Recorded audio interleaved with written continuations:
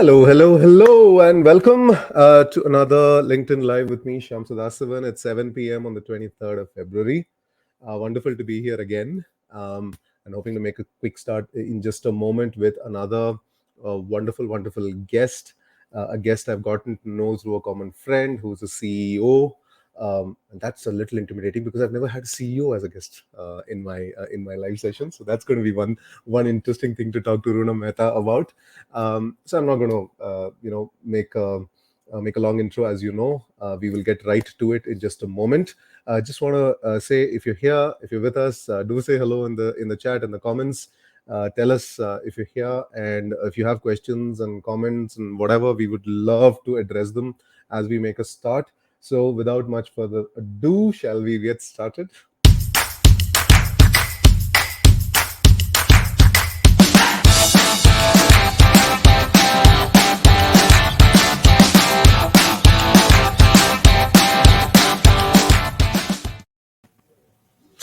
Hi, Runam.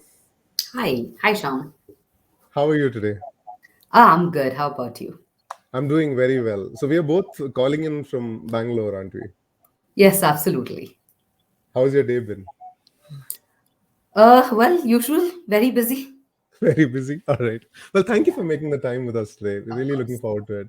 of Um, course. and I know that our guests always come in, wanting to learn about careers and career transitions and career growth. And we already have, I think, nearly 30 people with us right now, according to the LinkedIn window over here. So I'm really glad that we're here doing this today. I just want to start by telling everybody, just say hello in the chat. We would love to know who's here.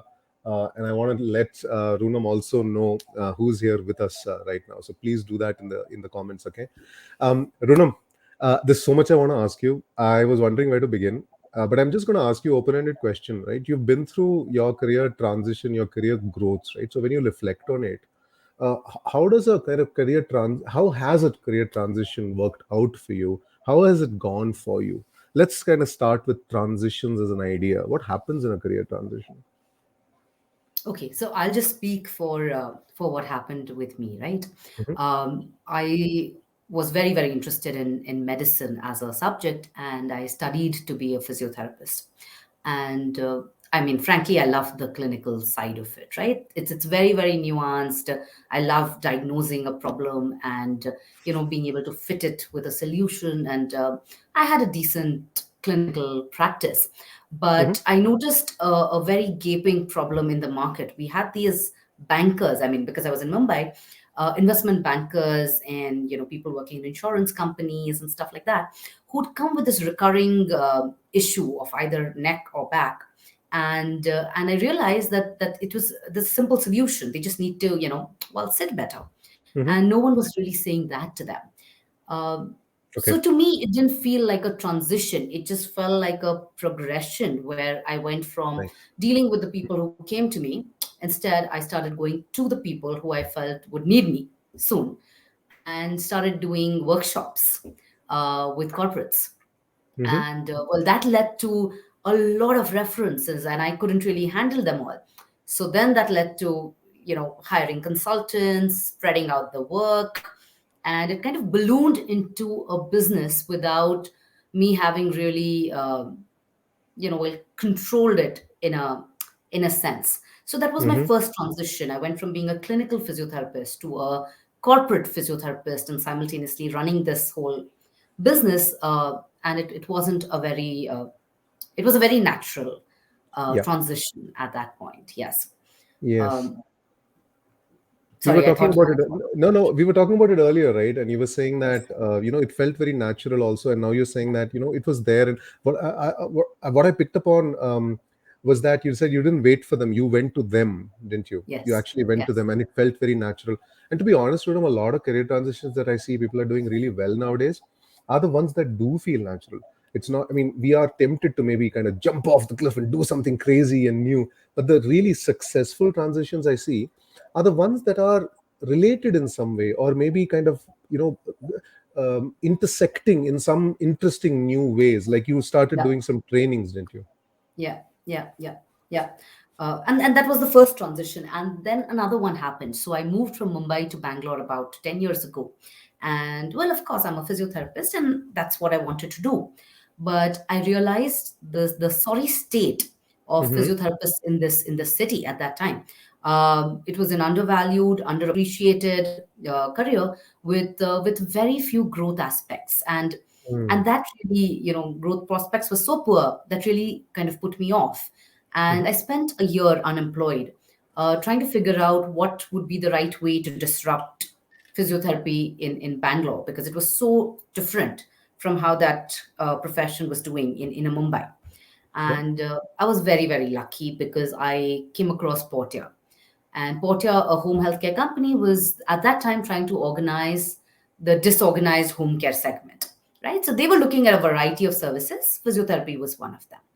So again, it seemed very natural. They hired me to build their physiotherapy business vertical, and me armed with all of my clinical knowledge, knowledge of the industry, what works, what doesn't, how a physiotherapist should be relating to a patient, how an organization should be relating to a physiotherapist. Yes. Those kind of nuances, because it's not like food delivery or Ola or whatever, right? It is a medical service at the end of the Mm-hmm. day. Mm-hmm. And while business principles broadly look like they're the same across industries, they aren't, not really, not in healthcare. Yes. So they hired me to kind of build this business for them. And I think that's where my first step of moving out of clinical permanently and moving into business really happened. Right. Out of clinical to business. I have so many questions to ask you. I'm taking notes here. You're I'm scaring wondering. me. I'm wondering which question to ask first. To be honest, because I want to point out the kind of really, really interesting things you've said. One, you said you took a year off, right? You took a year off to kind of figure it out. Second, you spoke about the luck factor, and Portier was there, and there was an opportunity to do something for them. Then you spoke about this. The principles are really not really the same. Yeah, so moving from one space to another space, so moving from clinical into business is a total kind of shift, isn't it? Yeah. And even in shifts, really, um, we career coaches talk a lot about skill and upskilling and transferable skills, right? So if you are going from being a physiotherapist into a business role, you still brought a lot with you, right? Yeah. I mean, you brought a lot of skill with you that was still applicable. So let's start with Absolutely. that one, and I'll ask you about the other things later. Is the thing Sure. of skills? A lot of us struggle with. Okay, I'm going to go from A to B. A lot of us see the wall, that we have to jump over to get to B. But there is so much from A that we need to take. So, what were some of the transferable skills that you took with you that helped you? Absolutely. Okay. So I think the first and the important, to my mind, the most important thing is your willingness to learn, right? And that is applicable across. It doesn't matter what you're doing in life, but if you have the willingness to learn, and you go into a new career or a new project with armed with the information that I have to learn from somebody before I can actually deliver. Hmm. That is a very, very important sense to have. The Hmm. second thing I think, which is important, transferable, and really helps you cross that wall, is is your comfort with taking risk, right? Because the fear of failure is very, very real. And when you're going from a technical role, I mean, a clinical role is in one sense a technical role, into a business role, you have to be okay with failure. And not just you, the people who are betting on you also have to be open to allowing you to fail. Now, in my case, it was employers. In someone else's case, it could be investors, it could be clients, it could be Hmm. patients. Right? There's any number of stakeholders involved, depending on your career, and this allowance to fail is important. So you have to first allow yourself to fail. And the next thing that I would say is structured problem solving. Now, it doesn't matter what you're Hmm. doing. If you're able to look at a problem, get to the bottom of it, and then think about the most beautiful solution. It may Hmm. not be the perfect solution, but the best possible solution in your given situation. I think that is a skill that has helped me in good stead across all of my transitions. Right. And I said this at the beginning, right? I love diagnosing the problem. Hmm. I Hmm. continue to diagnose problems everywhere I go. And I think once you diagnose the problem well, then the Yeah. solution follows. That's very That, interesting because a lot of us are taught how to solve problems, but how to find the right problem to solve itself is a huge skill, isn't it? absolutely. I think, yes. I think you said it Yeah, very, very that is really interesting. So, kind of summarizing, learning to deliver, comfortable with risk. I love that fact that you said that you were in a position where you were allowed to fail. So people are buying into what you're doing enough to say, absolutely. "Hey, figure it out. If it fails, we'll kind of go So from there." what? Right? Yeah. So what? Yeah. Yeah. So what? Yeah. Um, and the structured problem solving. Fantastic. And I mean, I look at these and I go, this has nothing to do with being a physio, or it has everything to do with physio. Because, in a way, the way you have described the transition is something I really, really relate with. In the sense, it's not even about going from physio to business, it's really about taking whatever skills that you have and really applying it in a totally different context. But you do go with that, don't you? Absolutely. No, absolutely. I think that's the right way of saying it because, like I said, I haven't had one career transition. I've had Hmm. several lateral career transitions. Even while I was in Portia, and Hmm. and these are the things that have stood by me throughout these Hmm. transitions. Right. Okay, I'm going to ask your opinion here because just from your viewpoint, one of the things that's really, I find an exercise I do with my clients and also in a lot of my training is I simply ask, what are you good at? I don't even use the word strengths because strengths can sometimes be a little intimidating. So I say, what are you good at? And even that sometimes, especially after you spend 10, 15, 20 years as a physio, for example, you relate so much to the role and to the job and to the actual tasks that kind of lose touch with things like comfortable with risk and structured problem solving that you say don't even come up as something that are even forget skills, not even something you do, right?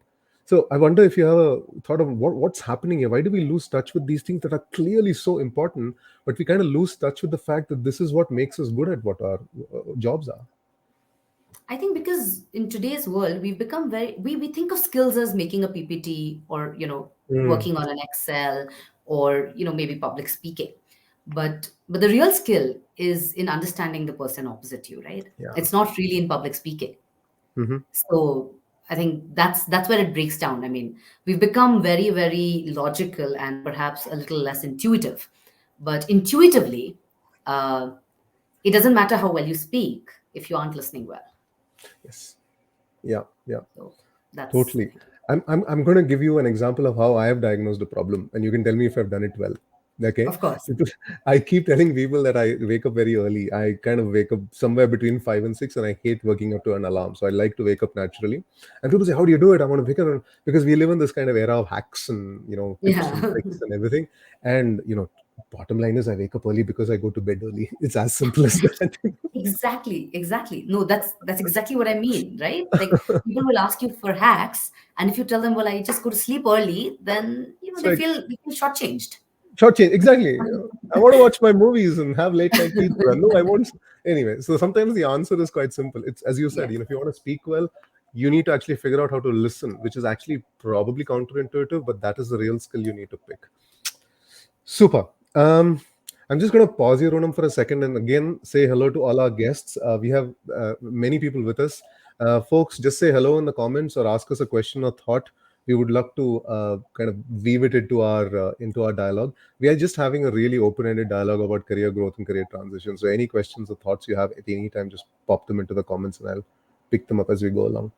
Um, One other thing that you said, Runam, is really intimidating for many. It has been intimidating for me as well, and I've shared with folks on LinkedIn that I quit my job 2 years ago to do this. Right, it was a big intimidating step, but I'm here and I'm doing it. You said you took a year off. Now that we don't really hear a lot of in India, I have heard of like gap years and long sabbaticals in the West, but not so much in India. Tell us about how you kind of went through it, managed it, and got what you wanted out of it. So I'm going to be brutally honest. My gap year again wasn't planned. Hmm. It's just that, like I said, I was going to set up a physiotherapy system out here, and the growth prospects at that time were so bleak Hmm. that I didn't want to settle. I didn't want to settle for something where the ceiling was already kind of defined for Yep. me, right? Yep. And I was very fortunate because I had a partner. I have a partner who allowed me the freedom to find my way, and it took me a year. It could have taken less or more, I mean, who knows, right? But I think that's really what worked in my favor. I had the um, well, it wasn't really financial backing, but I had the support system, the emotional backing to take my time and to find my way into a career that at least allows me to grow into it, instead of a career that kind of clips my wings before I even start to fly. So really, that's the reason I was able to take that year and find the right opportunity. So took the time, took the, I mean, with the support system in place. That's another Yes. thing we talk a lot about. I mean, or even address a lot about in career coaching and even training that we do is a lot about kind of getting that support system in place, because it's one thing to do it alone, and it kind of not fair on yourself to do it alone. So Yeah, yeah. great, very good to hear that. Very good to hear that. Also, there's an element of risk involved, isn't there? That Of course. um, may or may not work out. Yeah. Maybe even going to a place with a ceiling is, in retrospect, maybe have been a better option. There's always this risk things are not going to work out. So how do you kind of decide that this is a risk worth taking for you? How do you pick? I'm so glad you asked me that question, because this is my approach to risk, right? Hmm. uh, I write down what the worst case scenario is going to be. Okay. Yeah. And then if I'm okay with that, then I take the risk. Okay. So it's really that simple. Hmm. And what does okay with that mean? Does it mean that you're, perfectly happy if that worst case scenario plays out and you're okay to handle it? Is that what it Yeah, means?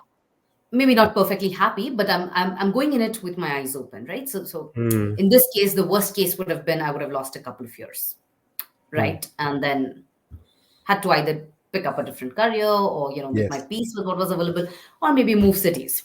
That Yes. might have been another way of, and that was fine with me. Hmm. There were So options.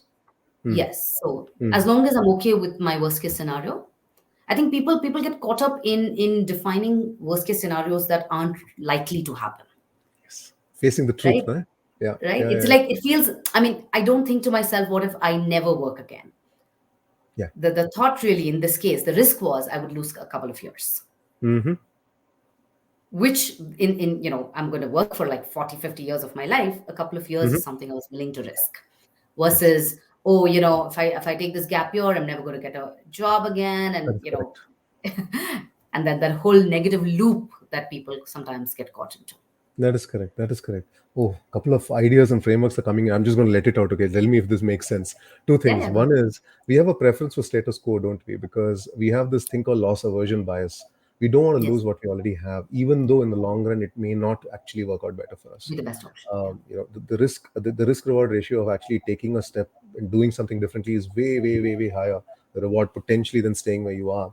But that loss aversion of losing, and in fact, behavioral science says losing 10 rupees uh, has the magnitude of gaining 100. imagine that. Gaining 100, it's like a magnitude of, Yeah, yeah. loss is just so hard for us to Hard take, to right? take. Absolutely, It's so hard to take. absolutely. um, and the reason I wanted to ask you about the worst case scenario, I wanted to offer a thought on worst case scenario further, is this really wonderful thought from Seth Godin. This is somebody who I follow and whose books I Me read. too. You do fantastic. So Yeah. you may already know this, because he talks about, we spend a lot of time thinking about this rhetorical question of, if you had all the money in the world, what would you do with your life, right? Which, like him, I find quite a useless question. It doesn't take me anywhere productive. Yeah. Instead, he asks you to ask yourself, what would you do with your life, even if you would definitely fail? Which is similar to the kind of worst case scenario, saying, hey, Yeah. if all is going to hell and none of this stuff is going to work, is that still worth doing? Is it still something you want to proceed with? Which I find a very Correct. fascinating Exactly. question. Exactly. Exactly. Find an absolutely fascinating question. We have a question from Krishna Prasad. I'm trying to try and, I think what he's asking, he really is, he's put it in two parts. What was your intention to with the career transition from clinical to business? I guess, where did it come from? What was your kind of inspiration, or what prompted you for a switch? So, like I said at the beginning of the talk, in the beginning, it was just I saw an opportunity to reach more people with a solution that I was offering to a few. And again, this was 15 years ago. No one was really doing it. I was fortunate in having treated some very very high profile people, so I had that ability to enter into their organizations, reach their people. That really became my starting point, Mm. and from there is where we grew. And when I came to Bangalore, I think it was just a lack of clinical opportunity, lack of Yeah. adequate clinical opportunity, which forced me to go at it laterally. I still wanted to continue to work on physiotherapy, but instead of going straight at it, I went at it laterally. Right, right. So And that's what I I mean, it's basically what I'm really hearing is you saw something and you kind of saw the need and you grabbed it and responded. you ran with it and you responded to the need that you saw. And this again is a fascinating discussion, right? Where does this start? Does it start inside or does it start outside? Does it start with a desire or does it start with identifying a need? At I some just point they'll meet, of course, I'm sure. Yeah, But yeah, yeah, where does it begin? yeah. Chicken and egg. I don't think there's Chicken. one right answer to it, I think. Yeah, I mean, it has to meet at some point, right? I mean, even psychology, we say behavioral change. Does it start with the mindset, that going to a gym is healthy, so I'll go to the gym, or does it start with just hitting the gym 6 times and this muscle memory just takes you there? So Yeah, yeah, the mindset comes after behavior sometimes. And in this case, of course, I think what you're saying is you saw something and you ran with it. But I'll be yeah. fair. I want to make this point to know that not everybody does run with it, right? Perhaps that's So, true. right, I mean, not everybody reacts to an opportunity. There's an opportunity, I am going to do something about it, or I'm going to take a sabbatical and figure it out. So Yeah. I can totally relate with Krishna Prasad in saying that, where does that kind of saying, I saw something and I would still do something about it, because many of us choose not to. I think that's just, honestly speaking, I'm sorry, this may not be very helpful. That's just my nature. I mean, Hmm. I'm like a dog with a bones. If I see a problem, Yeah. uh, and if I am in a position to solve it, then more often than not, I want to solve it. I mean, Yeah. my previous boss used to say that, no problem is big enough for Una, because every time she starts to solve a problem, she then wants to find another problem and Yes. tackle that one. So Yeah. I think that's really just a part of who I am. I think that's a great answer, Ronam. And actually, that's really helpful for me at least, because, I think we need to find out what our true nature is also, and say, hey, you jumped at it and you ran with it, I think, because that is your nature. And I think a lot of our nature also comes out through figuring out and experimenting, right? I mean, unless you actually face a situation, you don't really know how you're going to react. And the more you do, the more you realize Then how you you know, yeah, actually function, yeah, and then you just get better and better and better at it. So, yeah, absolutely. super. So, we spoke about skills, we spoke about, let's talk about luck. I love talking about luck. There's Me this too. whole thing. There's this. They keep saying this is like memes and formulae that come up in forwards and WhatsApp and things like that. Like luck is preparation meets opportunity and stuff like that. I don't know. I just want to say, you said you have been lucky. What does that mean to you, and what does that tell us about how to approach our careers? Uh, well, I'm not one to say that people fail or succeed only because Mhm, of luck, but mhm, I think it would be really arrogant of anyone to assume that their success or failure mhm, doesn't have a modicum of luck to it. I think I've mm, been fortunate in many many ways. Like I said, I was lucky because I had treated a few high profile people. mm, I'd cured them. mhm, And then when I saw this opportunity to reach larger audiences, they became my starting point. I was able to call them up and say, hey, can I do this workshop for your people? And if they benefit, pay me. If they don't benefit, don't. Right? yeah. That was my first big contract Yes. in that way. I was lucky to reach Portia when I did. They Mhm, were hiring a different kind of profile for the role I did. They were really looking for young MBAs, and I happened to interview with the COO, and he said, you know what, she's run her own business. Let's take a chance on her. So I didn't necessarily have the qualifications. The HR would probably not have ticked me as suited for this profile, but I mhm, interviewed with a person who decided to take a chance on me. mhm, Not only that, I then was fortunate enough to meet a lot of people at Portia and outside mhm, of Portia who helped me learn really, really basic things. I mean, I must say this. When I joined my first corporate job, right, I thought an Excel sheet is basically a diary. I used to use it to maintain mm, like phone numbers and stuff. Hmm. And when I realized what an Excel sheet could really do, I mean, I've laughed at myself about it so many times. I had people who were willing to help me learn, Yeah. and these were colleagues, these were friends, these were seniors, and they probably didn't have any direct benefit out of that, Hmm. but they helped me anyway. And yeah, I mean, I think throughout my career, luck has played. Of course, I run with the opportunity I see, but Hmm. I've been very, very lucky to see as many opportunities as I did. Yeah, yeah, yeah. Um, the the kind of thoughts that are exploding in my head right now is again going back to our strengths that I said, right? Trying to understand what we do really well, and I think people who can, at least in my observation and what you have just explained as well, people who find themselves to be lucky, apart from timing, have a real great sense of what they're good at. Because career transitions, and I always like to say this, career transitions are not built on what you're not good at, right? Because we are so trained to kind of fix things and trained to problem solve and trained Yeah. to improve on our weaknesses. But career transitions are not built on weaknesses. Career transitions are built on what you're good at, that is transferable. So if that clarity of career skills and strengths is clear, then the luck seems to find you, doesn't it? I mean, you need to actually showcase to the world what you bring for them. Otherwise, how are Yeah. they going to know? Yeah. No. Yeah. No, fair enough. That's a very interesting way to look at it. Yeah, I mean, my transitions have happened exactly in that sense, and the analogy I like to use is basically that I I don't have a mask. I'm not a different person every time, but I have a sieve through which I release certain, display certain Aspects. parts of me, aspects of me that are necessary. Like right now, I'm just talking to you and interviewing you and having a chat. I'm not training, I'm not coaching or anything like that. Right. Right. That's the part of me that you see, and that's the part that is necessary right now. But in different occasions I'll be different, but that strength is still there, and that strength needs to be portrayed in a way that others understand, and I think that's very important. And if you are Yeah. able to basically showcase yourself to portray like you did for what they need, then you've done your job, you've created your own luck there. That's how I kind of No, that is a relate very to it. interesting perspective. Great. So I'm going to ask our again, say hello to everybody here with us. There's a lot of you who are still with us. We're half an hour into our conversation and we still have 25 folks with us. So, folks, tell us, say hello in the chat. We'd love to know who's here with us, and also ask us any questions or comments as we go along. Yeah. Um, right.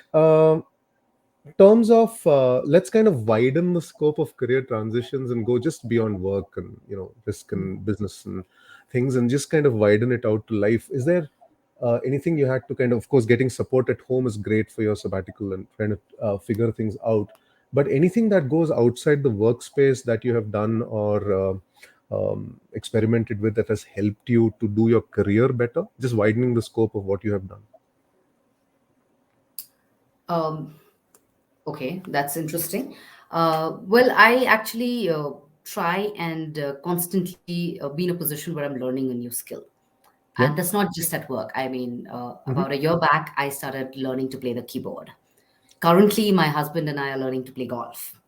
Oh, very nice. So, and before that, there was dance. So, even in my spare time, I try and see that I'm cultivating a skill or a hobby, and then taking it to the next level, really. And I think that, I mean, it's the same thing, right? It's a willingness to learn, it's a willingness to Yeah. fail, it's a Hmm. willingness to be bad at Yes. something, Yes. right? Which I think for me is just part of, it's become part of who I am, whether it's in my personal life Yeah. or in my professional life. I'm absolutely comfortable not being great at something.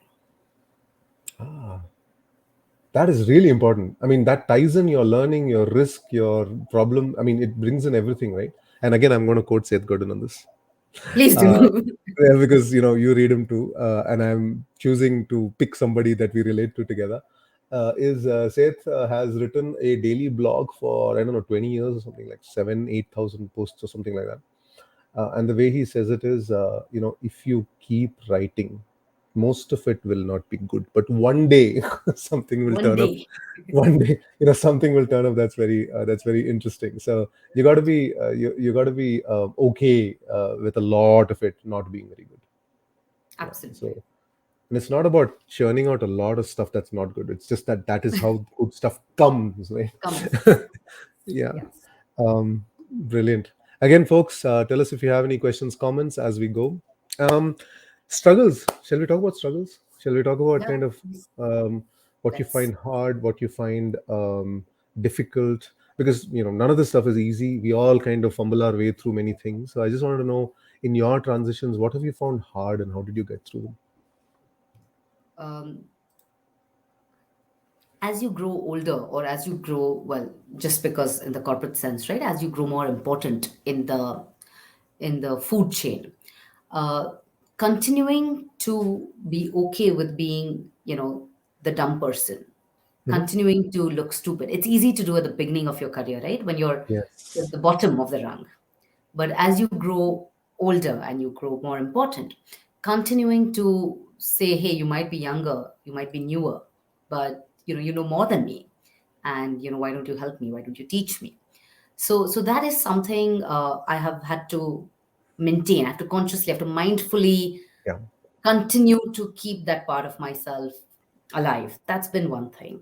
And the second thing is, well, I have a 4-year old child, and I think prioritization has become more challenging over the last few years Mm-hmm. than ever before, right? Because earlier it was work and, well, life, and now it's work, child, and life. So opportunity cost of what I do with my time is much, much higher. And Yes, I like to think I've gotten better at it, but yes, prioritization on a daily basis is, and I think every single person in the world who has a child will relate to this, regardless of indeed, their gender, of course. indeed. That every single day you have to choose mindfully what you do with yourself, what you do with your time.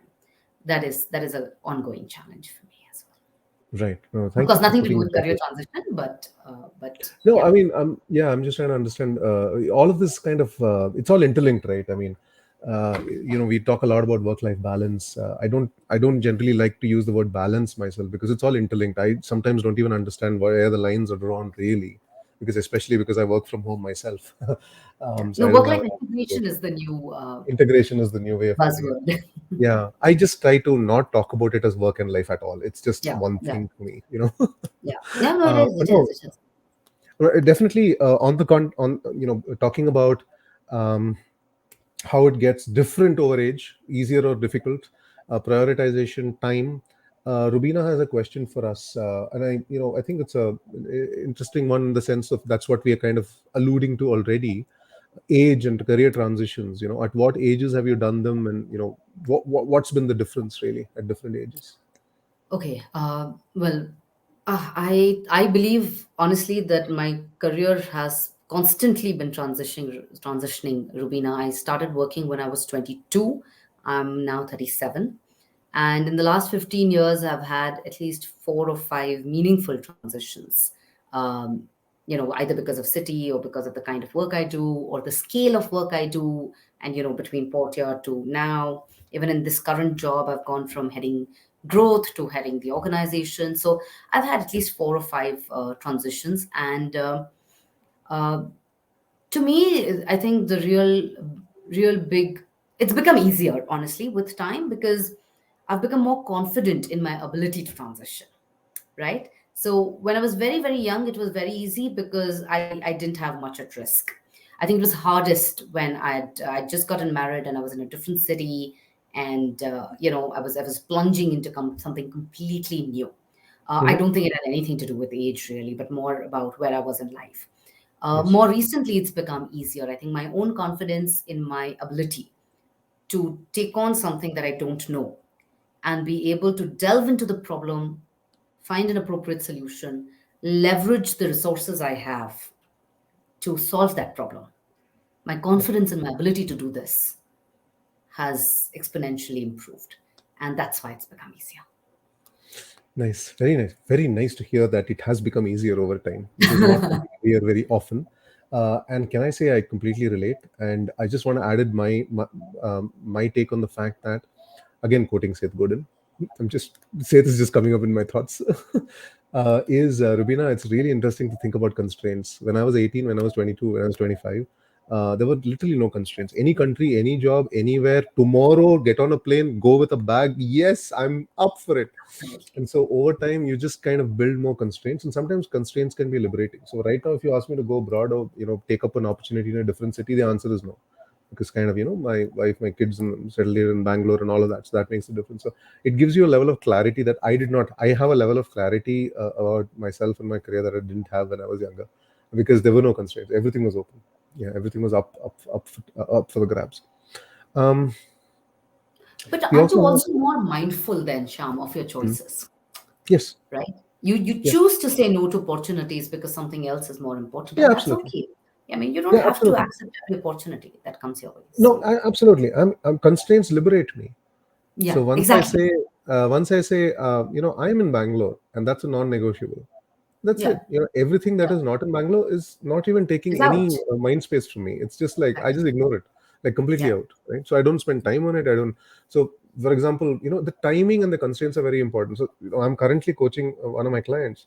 We are about 6 months away from him actually applying for jobs, and he found himself spending the entire. We were going through a process and strengths and figuring things out, yeah, and he yeah. spent an entire weekend just googling jobs, and I was like, that doesn't make any that is completely irrelevant right now, right? Yeah, So yeah. the constraint right now is get ready. The constraint is not to actually do the job Find a search. That job. will come, Yeah, yeah. but our mind kind of goes ahead and goes forward. So constraints are incredibly liberating once you understand which kind of. I know that all of us are trained to be outside the box and think creatively, but once you know the box that you're working in, you can be so free in that box. It's just amazing.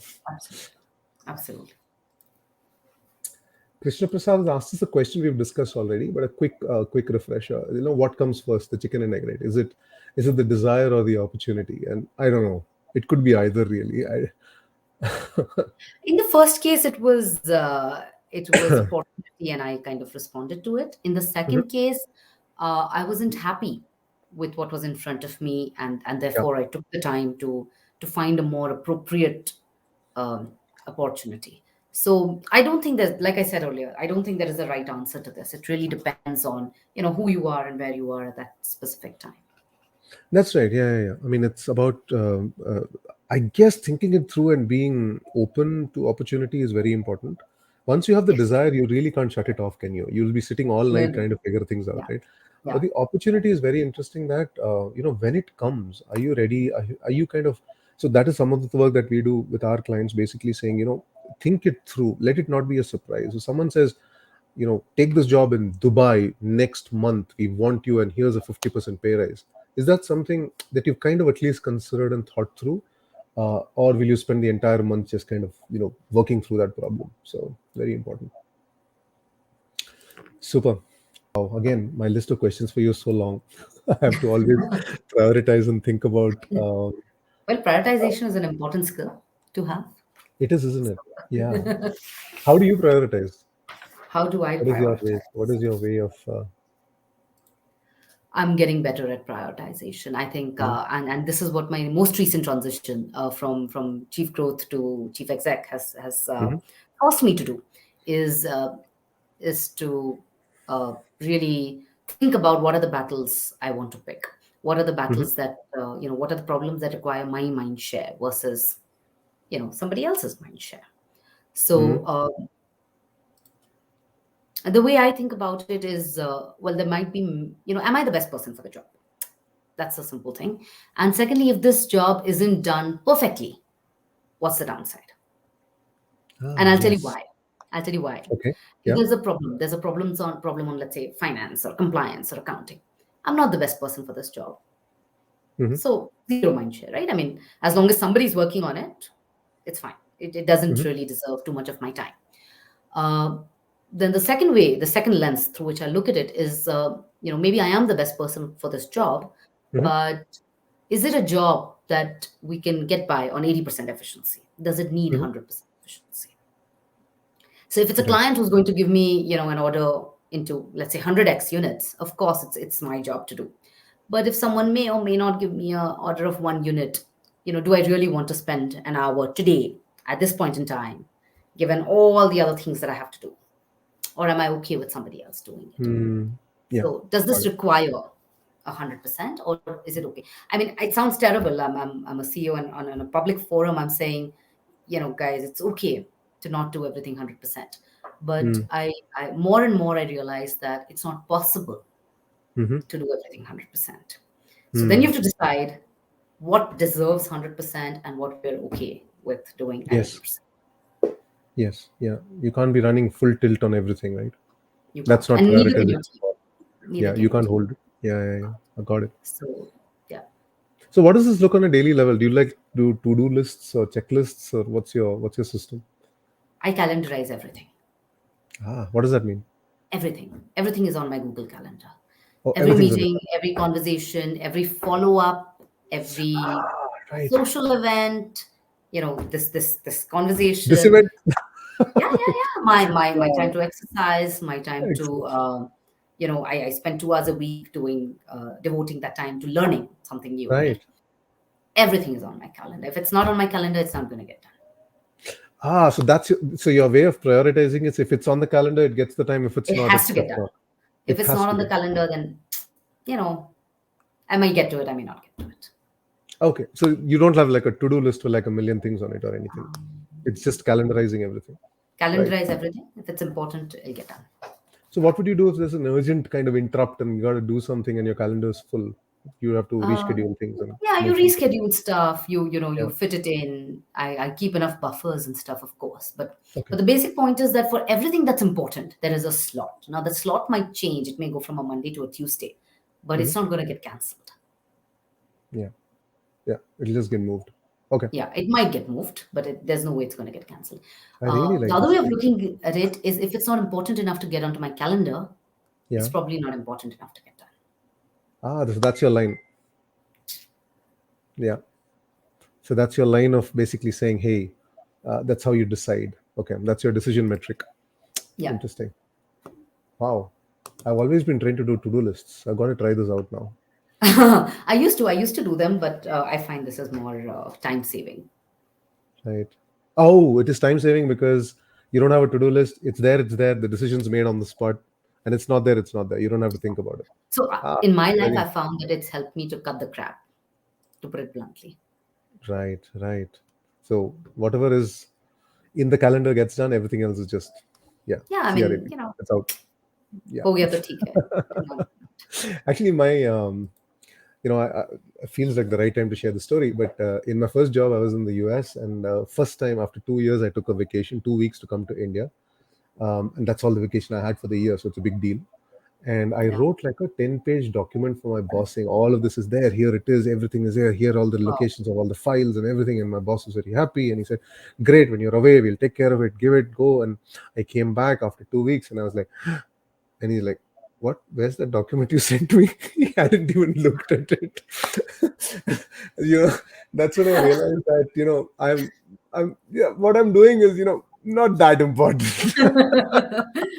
So I was kind of somewhere on his list of priorities, but I felt good I had done my job, but things hadn't moved very much. So he just preferred to wait for 2 weeks for me to come back and do Then it to than do handle it anything himself. himself. So he felt that was a better decision. That's kind of big kind of shift in my head saying, I'm not the center of the world. Right. Okay, cool. Um, being a CEO, actually, I wanted to start with that, but hey, here we are. Um, what is the? I mean, I've never really interviewed a CEO before, so what is the CEO role like? What is it? Firstly, let me just tell you, it's really not that big a deal. Okay. I mean, the buck just stops at you, but Mhm. that's all there is to it. It's just like any other job. Uh, there's X number of problems, Y number of resources. You've got to put X and Y together and do the very best that you can. Frankly, Hmm. Hmm. I mean, just being very very honest, I feel like I've been doing this role forever. In Mhm. my first job, it was a one man army. I was the CEO. In Portia, they again, I was very lucky. They gave me lots of business verticals to run, and for those verticals, X number of problems. These are your possible solutions. Put them together, see what works out best. Mhm. And the scale continuously changes, but that's literally essentially what I'm doing here. Here's the money, here's the people, here's the problem. How do you solve it? Yeah. And yeah, I think we need to stop complicating things. We need to Stop stop taking complicating CEO ourselves, things. yeah, we need to stop taking ourselves so seriously. I mean, titles only matter that much. Finally, it's just about structured problem solving. That's Diagnosing all. them and solving them structured. That's all. Yes. That's all. That's all it is about. Um, Excellent. Brilliant. I'm just looking at my notes. I think I've covered the things that you said. Um, what advice would you have for people looking to transition roles? What's kind of coming up for you as things you'd advise them to do? Things I'd advise them to do. I think first thing is to learn to leverage people. I think that's Hmm. very important, right? Your friends, your network.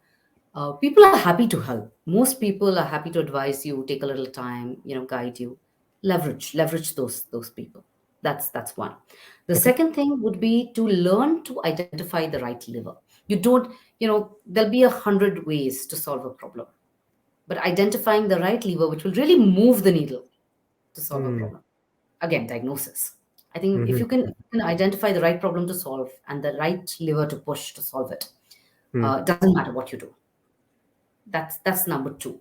And number three, I think I'll come back to this, is prioritize. Pick your battles. You don't have to fight everything to the T. I mean, just take example at home, right? You don't Hmm. argue to death with your spouse or your parents about every single thing. There are No. some things you listen to, there's some things you'll Yeah. kind of Yeah. opine on, and there are some things you might fight for.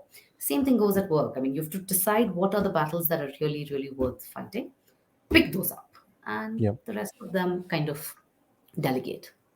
I think that would be my Very, advice. especially the last bit is so topical because I work with a lot of people who have a very, to Krishna Prasad's question earlier, right, about which is first, desire or opportunity. A lot of us are driven by the desire to do something.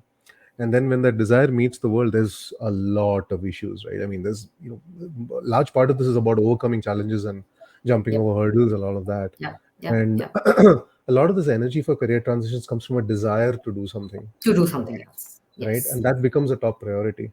One of the things I find a lot of us not doing very well, and I have a few tools that I use to work, help people navigate through this, is to understand the balance of everything. So that, for example, there's this simple tool called the wheel of life.